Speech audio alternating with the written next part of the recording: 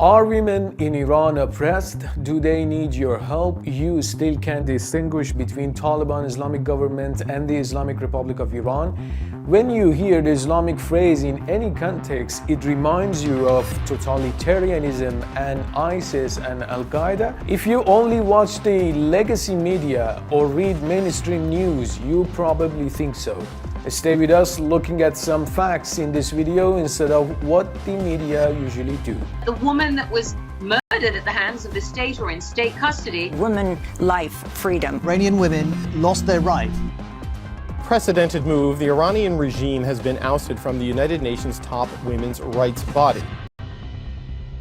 Well, what the media usually do is using stories that are so anecdotal, out of context, exaggerated, falsified, or even entirely made up to make you feel sad, heartbroken, and horrified just by giving you one or a couple of examples, riding on your feelings and using your cognitive biases to cover your rational judgment and the ability to form an educated opinion. You must have seen images like this from the better era in Iran when women were free and respected, especially by Shah himself. Universities full of uncovered educated women.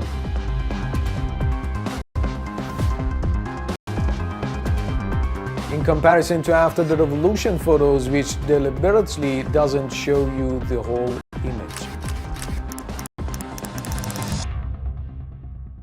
No one would tell you in that better era only 3% of women had the luxury to enroll in any universities, whereas in 2015, 67% of Iranian women enrolled for higher degrees. In that better era, only 1/3 of Iranian women knew how to read, and in rural areas, 1/3 of that. The rate of women's literacy was 23% lower than men's. Female students in tertiary education in Iran increased from 29.8% in 1977 to 45.8% in 2015, growing at an average annual rate of 2.44%. Before the Islamic Revolution, 1/3 of girls aged 6 to 15 were deprived of education, a number that has decreased to 0.3 by now. The share of female academic staff in tertiary education has increased from 15% in 1978 to 34% in 2020. Iran has the highest share of girls among all primary education students in 2018 in the world. The government has provided free education for both girls and boys, although the choice of going to a private school is reserved for families. The best universities in Iran are the state ones, where the tuition fee is prepaid by the government and they make up for half of the universities in Iran. These schools are a bit more competitive, and that's why girls getting the higher rates than boys, actually, because girls are more competitive than boys. Over 50% of state universities admissions are women. The paid option is also very affordable, so no students' loans to be following women around for the rest of their lives, forcing them to work if they don't want to, actually. Free or inexpensive education means no need for students to work at low-paid jobs like the other countries. Shah's respect for women was not hidden from anyone, especially when he talked like on TV and interviews. You have given women in your country their human rights. Mm-hmm. What about equal in intelligence? Well, there are cases. Sure. We can always have some exceptions and find fantastic women. Here and there. But yes, but on the average. Do you feel your wife can govern as well as a man? I prefer not to answer. While according to Imam Khomeini, the architecture of the Iranian Islamic Revolution, women are the educators of human beings. A country's success or its misfortune depends on women. If they impart sound teachings, they create sound human beings and a flourishing country. Good fortune originates from the laps of women. They should be the source of every success and happiness. After the Islamic Revolution, the Iranian constitution paid attention to the political rights of women and accepted the principle of participation of men and women in community affairs, observing Islamic norms, of course. None of the government and executive positions has the qualification of masculinity. For example, women can enter various fields of execution and government. Now, let's get to more numbers and charts. The HDI is for assessing progress in 3 basic dimensions of human development: a long and healthy life, access to knowledge, and a decent standard of living. Iran's HDI value for 2021 is 0.7, which put the country in the high human development category, positioning it at 76 out of 191 countries. All good. What about the GDI? The GDI measures gender gaps in achievement in 3 basic dimensions: health, which means female and male life expectancy at birth; knowledge, female and male expected years of schooling; and living standards. GDI is something that is usually used by the Western media to argue against Iran when it comes to women's rights. With a GDI value of 0.88, Iran is placed in Group 5. The life expectancy of female at birth is higher than men, as well as the expected years of schooling of females, but not the living standards. According to the World Economic Forum, the very nice organization you may know of, the number of women participating in the labor force stands at 18.9% in 2021 compared to 39% in 2006, making Iran one of the countries with the largest economic gender gaps. In the eyes of the World Economic Forum, one of the most important sources of inequality between men and women is women's underrepresentation in the labor market. So Iran's GDI is low because women don't go to work as much as men. We don't deny there is an unemployment problem in Iran for both men and women, but it's definitely not as drastic or gender-based as the UN makes it to be. This is how capitalism works actually, turning everything into commodities and everyone into labor forces.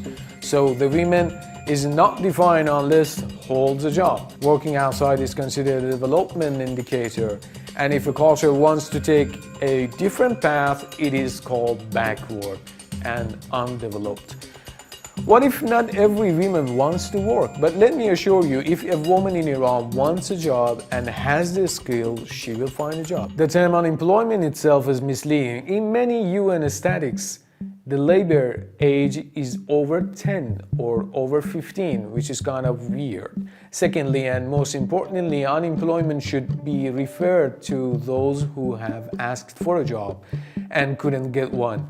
But if a person doesn't need to work and doesn't want to work, she or he is still counted as unemployed. In the case of Iranian women who, in comparison to the West, are more family-based and family-centered, and value motherhood as a full-time job, they don't go to work unless they need to or want to fulfill their calling or to be independent economically or enjoy working. In Iran, it's common for girls and boys to stay at home until marriage or leave for school in another city, so they don't have to pay rent or pay for food and bills, because the parents will do that. If they work, it's mostly to be able to spend more. Some women are the head of the household, who are providers of the family. They have to work to keep a roof over their heads. Although in recent years, thanks to the American aid called sanctions to Iranian men and women and children, the number of families whose both parents have to work nowadays to provide the family has increased. Especially among younger families, inflation has made it almost impossible to buy a house, only counting on the yearly earning in big cities. So for sure, the need to work has increased, while sanctions have tanked job opportunities. A study shows sanctions cause an overall contraction in Iran's manufacturing employment growth rates by 16.4 percentage points. Now let's get to some more interesting numbers. Women in sports.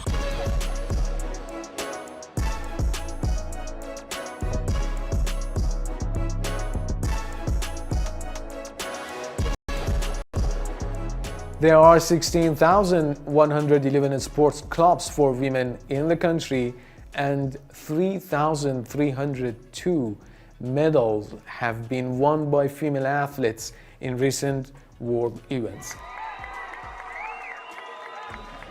Since the revolution, the number of female coaches has increased from 9 to 35,000, and referees, for example, from 7 to 16,000. 70 women have been presidents of sports committees at the provincial level, and 51 women have been presidents and heads of sports federations.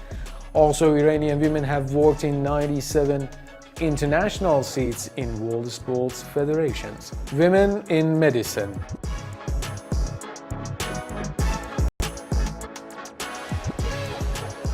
Today, 1/3 of the 22,326 students in Iran's 38 medical schools are women. The number of female medical specialists has increased by 933%, while the number of female subspecialists has increased by 1,700%. For every 100,000 women in the country, there are 60 midwives and 2.8 obstetricians. The female adult mortality rate has decreased by 78%, and the maternal mortality rate has decreased by 80%. Also, the implementation of the universal health coverage network for 100% of the urban residents at 99% of villagers and nomads, ranking 10th in the world in terms of the lowest rate of death from the cervix, reducing the death rate of children under 5 years by 2.14% per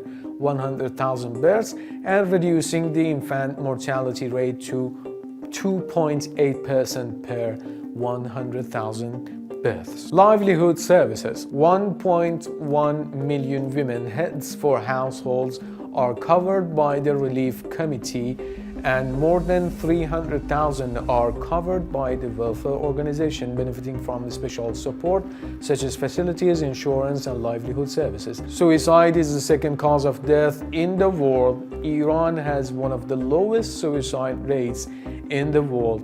The female suicide rate in 2017 in Iran is 3.15 deaths per 100,000 individuals.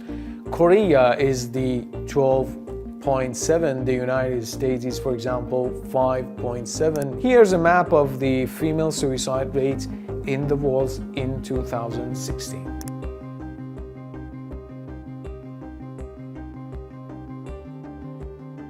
Drug use. Drug use is directly and indirectly responsible for 11.8 million deaths worldwide each year. The share of Iranian women with alcohol or drug use disorder in 2019 is 0.6%, whereas the United States, for example, is 4.8%, or Ireland is 3%, and Russia, for example, is 2.5%. Women in prison. Based on the national report to UN Human Rights Council in 2020, the whole prison population of Iran is 189,000, and around 5,000 of them are women, while more than 200,000 female prisoners are in the United States, and the countries with the next highest totals after US are China and the Russian Federation and Brazil. Well, unfortunately, not most of the people around the world have the time to do researches to understand the truth instead of listening to the